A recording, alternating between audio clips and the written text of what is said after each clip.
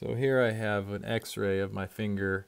You can see this is my left ring finger and the tip is completely smashed. They called this a compound fracture. And you can see the nail has been completely off. It's kind of barely hanging on, but they ended up just taking the nail off.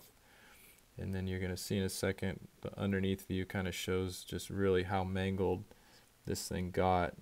And it's really, really painful, nasty accident, man. Wouldn't wish it on anybody. And here's the doctor getting my finger ready, but they were trying to inject it with lidocaine, but it wasn't working. I don't know why, if the blood vessels weren't connected or what, but it was super painful. It wasn't dulling the pain at all. I just kind of had to grit my teeth and bear it. So yeah, I just wanted to show you how I got hurt with this wet saw. So yeah, you can see how the saw is sitting inside the stand. It's basically just locked into that piece of angle iron there.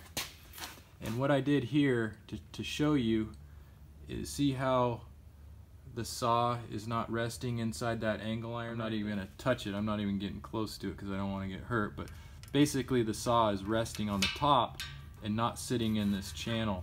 And that was the mistake I made. I set the saw up just like this, and I was not paying attention. I was moving kind of fast. It was one morning. We were moving a bunch of stuff. And then I had my hand, again, I'm going to stand back. I had my hand right here. The handle is, and I had the other hand here holding it up. And I didn't realize it wasn't resting, and I kind of took my hand off. It left my hand here, and the whole saw dropped. The whole thing fell down. So basically my hand fell down, the full weight of the saw in my hand, and hit basically this angle iron that I showed you here. And so it just hit that piece of angle iron just like that, with the full weight of the saw in my hand. So, and what ended up happening is it just blew my finger up and basically severed the whole thing, and it was hanging on by a thread right here, but you can see how crooked it is now. But it's a miracle that it's even on there.